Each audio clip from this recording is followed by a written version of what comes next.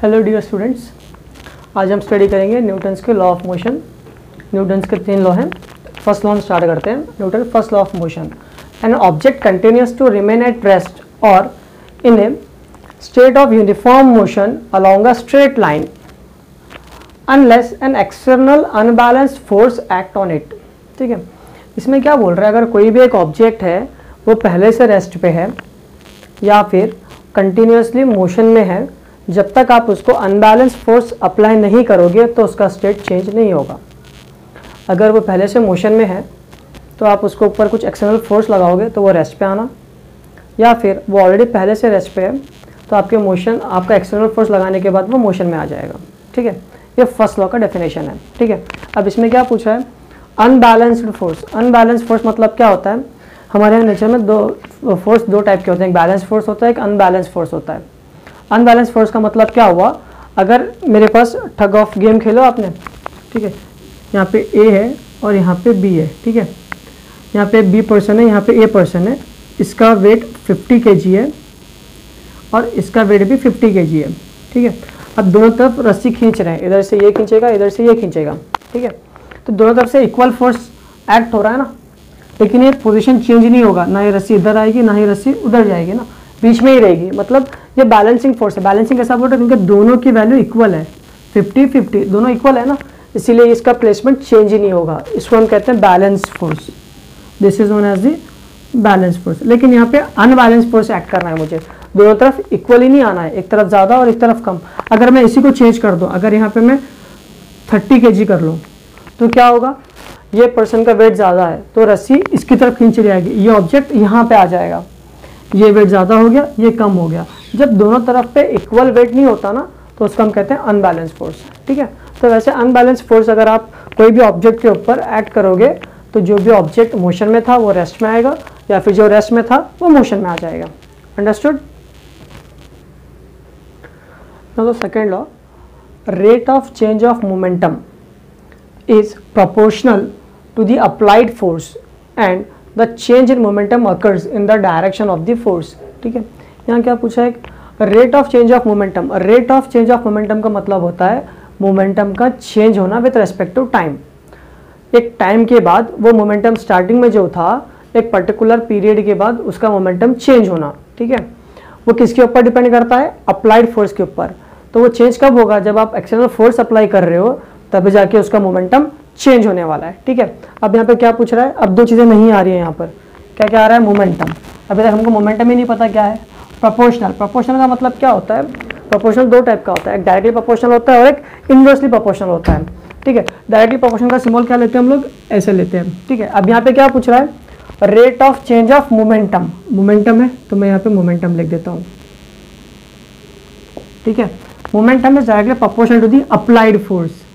मतलब जब आप फोर्स अप्लाई करोगे तो मोमेंटम भी चेंज होने वाला है। ठीक है, ये इसका सेकंड लॉ का स्टेटमेंट है।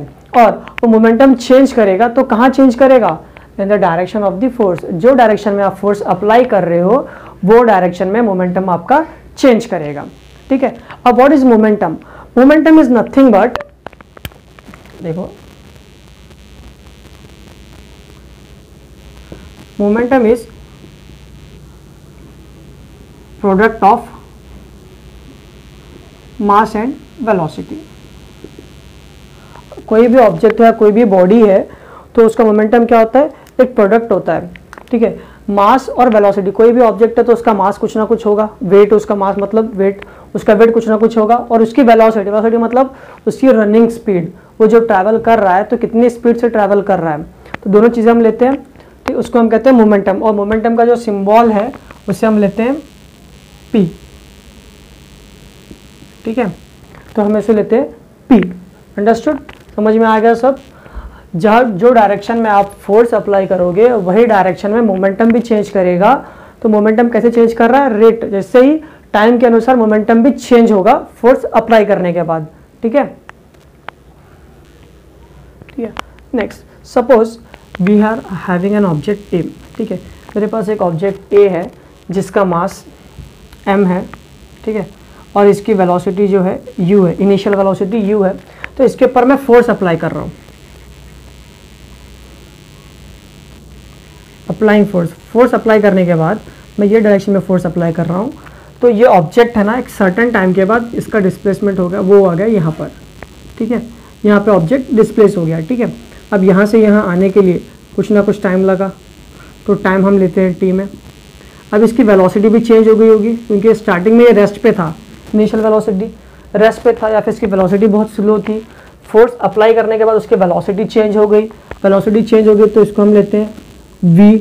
अभी उसकी फाइनल वेलोसिटी है, इसके बाद वो चेंज नहीं होने वाला है, ठीक है। तो अभी हमने लिया मास, हमने m लिया, इनिशियल वेलोसिटी क्या लिया हमने, u लिया, फाइनल वेलोसिटी कितना लिया हमने, v ले लिया, और टाइम t ले लिया, ठीक है। अब रेट ऑफ मोमेंटम क्या होता है, रेट ऑफ मोमेंटम का मतलब क्या होता है, मोमेंटम का चेंज होना ना, हमने अभी यहाँ पे ले लिया rate of change of momentum, इसका मतलब रेट ऑफ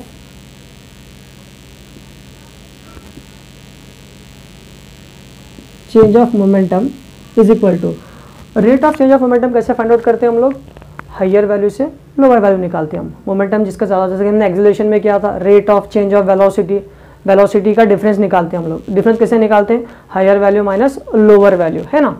लेकिन यहाँ पर देखो हायर वेलोसिटी क्या है, v है, और इनिशियल वेलोसिटी ये है, लेकिन मुझे क्या करना है, मोमेंटम निकालना है ना, वेलोसिटी तो निकालनी नहीं है, मोमेंटम निकालना है। तो मोमेंटम का डेफिनेशन क्या है, मास इंटू वेलोसिटी। अब ऑब्जेक्ट ए है, ये इनिशियल पे था, तो इसका इनिशियल मोमेंटम हो गया mu, है ना, और फाइनल मोमेंटम हो जाएगा mv। समझ में आ रहा है, इनिशियल मतलब ये मोमेंटम निकाल रहा हूँ मैं इसका, ठीक है, मास इंटू वेलोसिटी हो गया, और फोर्स अप्लाई करने के बाद उसका प्लेसमेंट चेंज हो गया, कुछ टाइम के बाद उसकी वेलोसिटी चेंज हो गई, तो ये हो गया उसका final momentum, mass into velocity, ठीक है। तो यहाँ पे आएगा फाइनल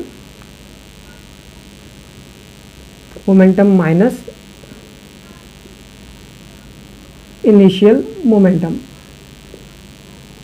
ठीक है। फाइनल मोमेंटम कैसे लेते हैं हम लोग, फाइनल मोमेंटम mv लेते हैं हम लोग, mv माइनस mu। अब इसके नीचे डिवाइड बाय टाइम लेंगे हम लोग, क्योंकि रेट ऑफ चेंज मतलब टाइम के अनुसार वेलोसिटी चेंज होना, है ना। टाइम के साथ जैसा जैसा टाइम बढ़ते जाएगा वैसे वैसे उसकी वेलोसिटी भी चेंज होने वाली है ना। तो वही चीज़ यहाँ पर भी आ गई, final momentum minus initial momentum divided by time, ठीक है, ये हमने ले लिया। नेक्स्ट उसके बाद दोनों में कॉमन क्या दिख रहा है आपको, मास दिख रहा है, चलो हमने मास को निकाल लिया, बचा क्या, v minus u divided by t. Clear है ये, m is equals to v minus u divided by t. लेकिन हमने एक्सीलरेशन में स्टडी किया था, ये क्या हो रहा है, v minus u upon t which is known as acceleration. ये एक्सीलरेशन का फॉर्मूला है change in velocity, final minus initial divide by t, velocity का सिंबल है, तो ये हो गया f। तो ये हो गया rate of change of momentum का मतलब ma, इसका सिंबल आ गया, ठीक है। हमने अभी डेरिवेशन किया, rate of change of momentum का डेरिवेशन किया, वो क्या था, rate of change of momentum is directly proportional बोल रहा है, तो प्रोपोर्शनल किसके प्रोपोर्शनल है, टू दी अप्लाइड फोर्स, तो यहाँ पे आ गया f is directly proportional to ma, ठीक है। अब मैं यहाँ पे क्या करूँगा, ये प्रोपोर्शनलिटी सिंबल निकालनी है मुझे, ठीक है। जब कभी भी आप प्रोपोर्शनलिटी सिंबल निकालते हो, इजिकल टू का सिंबल रखते हो, तो वहाँ पे एक कांस्टेंट अप्लाई होता है, जैसे कि f is equals to ma हो गया। ये प्रोपोर्शनलिटी सिंबल हटा के मैंने इजिकल टू लिया, यहाँ तो मैं कुछ कांस्टेंट अप्लाई करूँगा। ये कांस्टेंट को हम क्या कहते हैं, प्रोपोर्शनलिटी कांस्टेंट, ठीक है। इससे हम बोलेंगे प्रोपोर्शनलिटी कांस्टेंट, और इसकी वैल्यू जो रहेगी हमेशा 1 रहेगी, ठीक है। समझ में आ गया, ये बहुत इंपॉर्टेंट डेरिवेशन है। f is directly proportional to ma, which you are going to study in your higher standards. Force is equals to mass into acceleration, ठीक है। Next is third law, every action force has an equal and opposite reaction force which acts simultaneously। तो जितना भी action force रहेगा similar उतना ही reaction force भी होगा कोई ऑब्जेक्ट के अंदर, ठीक है। जैसे कि फॉर एग्जांपल दो ऑब्जेक्ट हैं, जैसे मैंने बॉल लिया, बॉल को मैंने वॉल पे थ्रो किया, ठीक है। फर्स्ट मैं यहाँ से फोर्स अप्लाई कर रहा हूँ, मेरे हाथ से मैं बॉल को थ्रो कर रहा हूँ वॉल की तरफ, तो जो मैं फोर्स अप्लाई कर रहा हूँ वो एक्शन में हो गया, ठीक है। जब बॉल को टच होकर जो स्पीड से वो वापस आएगा वो उसका रिएक्शन फोर्स होगा। जितनी ताकत से मैं उसको फेंकूंगा उतनी ही ताकत से वो मेरे पास आने वाला है, मतलब दोनों इक्वल हो रहे हैं। तो जितना एक्शन फोर्स रहेगा उतना ही उसका रिएक्शन फोर्स होता है। एक्शन फोर्स किसे कहते हैं? फर्स्ट ऑब्जेक्ट, जब मेरे हाथ में से बॉल निकल रहा है, मैं जितना फोर्स अप्लाई कर रहा हूँ वो होता है एक्शन फोर्स, ठीक है। और रिएक्शन फोर्स क्या होगा? ऑब्जेक्ट सेकेंड, जब टच होके वापस रिवर्स में आ रहा है सेकेंड ऑब्जेक्ट की तरफ, सेकेंड ऑब्जेक्ट को टच करके वो वापस आ रहा है, तो उसका रिएक्शन फोर्स होगा।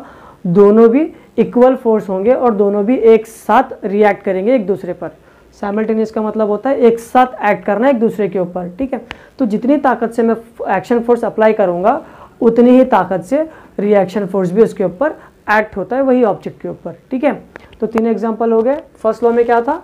Object continues to remain at rest और in a state of uniform motion along a straight line unless an external force acts on it. जब तक आप फोर्स एक्ट नहीं करोगे उसका स्टेट चेंज नहीं होगा। रेस्ट में होगा तो मोशन में नहीं आएगा, मोशन में होगा तो रेस्ट में चला जाएगा। Second, rate of change of momentum is directly proportional to the applied force and change in momentum occurs in the direction of force. मतलब rate of change of momentum force के ऊपर dependent है और उसका direction भी, जो direction में आप फोर्स अप्लाई करोगे वही डायरेक्शन में मोमेंटम भी मूव करेगा। Third, every action force has an equal and opposite reaction force which act simultaneously. जितना भी एक्शन फोर्स एक ऑब्जेक्ट के ऊपर आप लगा रहे हो उतना ही उसके ऊपर रिएक्शन फोर्स भी एक साथ एक्ट करेगा, ठीक है। फाइन।